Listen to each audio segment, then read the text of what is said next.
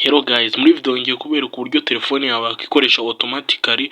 Murabizi ko mu gice twa mbere twari twabonye uburyo telefone yawe yahamagara umuntu yikoresheje, none ngiye kubereka uburyo telefone yawe umuntu ashobora kuba yaguhamagara gigahita umwohereza message wari wayisevinzemo. Nibyo ngiye kubereka muri video. Wenda tuvuga urugero, ushobora kuba uri gusenga abantu baguhamagara wowe wahisemo message ikagita yikoresha wenda ivuga, igahita yo ibyikoresha automatically bibabwira kuri gusenga bitewe n'amagambo ari wanditsemo. Biterwa n'ibintu ushaka, n'urugero nge nari ndi gutanga kugira ngo wenda muhishe kuba mwabyumva. Akaba ari byo ngiye kwereka muri iyi video. Ngiye tugiye kubana muri iyi video, nkaba nitwa Bugirirwa. Nimba uri mushya kuri YouTube channel yacu, kanda subscribe, ufungure inzogera. Ikintu cya mbere turakora, turajya kuri Play Store dusacinge Micro Droid gutya. Ni ngiyi yo hejuru, iriya yo hejuru tayari. Ubwo ngiye kubera ko nyifite ndahita nyifungura. Nimara kuyifungura ndabona handitse ngo add micro action blocks, forum, export and import, variable, stopwatch n'ibindi byinshi bigiye bitandukanye. Ino application nababwiye ko tuzayiga kantu kandi tuyirangiza nuko tukiri kwiga twibanza, ariko bino byose tuzagenda tubibona uburyo bikoreshwa. Kandi na application ikora ku buntu. Ikintu twebwe duhita dukora, turaza hano hejuru, hano kuri add micro tuhakande gutya. Nitumara kuhakana turabona triggers action. Nababwiye ko bino bice bibiri ari byo byibanze, kino ntabwo twagira ahantu tugikeneye cyane, kuko kino ubundi cyanyuma ni nko gushimangira ibyo mwari mwakozemo hano, kongera ukabyandikamo mwari mwabyanditsemo. Enter micro name, hano urabanza ugashyira micro name. Wenda reka tuvuge ngo folder ya mbere gutya.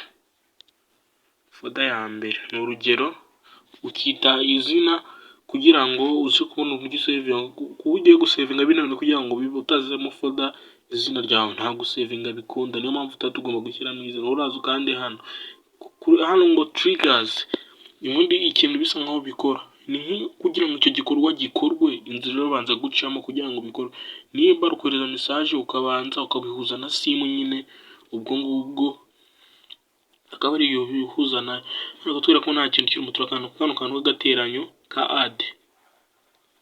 Tumara kuhagera turaza tumanuke hano, tubona handitse ngo call sims hano ha gatatu, tuhakande. Nitumara kuhakanda baratwereka ngo call incoming, aba ariho dukanda. Hano handitse ngo call incoming, hano gutya, kano tuhakande. Bari kutubwira ngo select contact. Hano tuvuga urugero, hano ushaka gushyiramo imibare runaka ushaka gukoresha, wenda imibare ushaka kwemeza nimero z'abantu ugira muri telefone yawe, baraza kujya baguhamagara. Ubo ya message wari wapanze igahita ibajyaho. Hagutya dukanze okay, barahita batuzana muri nimero zacu. Duhitemo nimero wenda dushaka birajya bigeraho. Urabona ko nimero nyinshi zigiye zitandukanye zirimo. Ubwo ngo tugiye dukanda gutya, tujye tuzikanda tugakanda okay. Ubwizo nimero twaduhisemo niho ibyo ngibyo byaza kuba. Ariko twebwe ushatse waganika select group, select number, select contact, any number, imibare yose reka bari yo twemeza gutya okay. Uri kubona ko byamaze kujya mu tujye kuri action. Iki gikorwa nyine dushaka ko kiraza kuba nicyo diyo kurikizaho action. Nitumara gukanda action turaza tumanuke hano tujye kuri messaging. Hano kuri messaging aba ariho dukanda kwa kano. Nitumara kuhakanda batubwira ngo send email, WhatsApp send. Dushaka ko twebwe iyo message iraza kujya kuri sim card, aba ariho dukanda.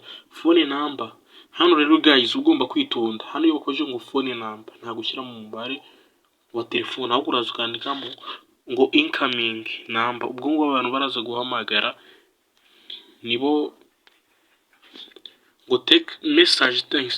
Wenda tuvuga urugero ushaka abantu nibaza kujya baguhamagara message ibageraho wenda ivuga ati ndi gusenga turaza kuvugana ndangije gusenga. Tuvuge urugero ndi gusenga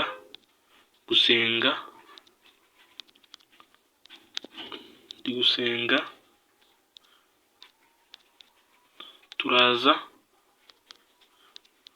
kuvugana ndangije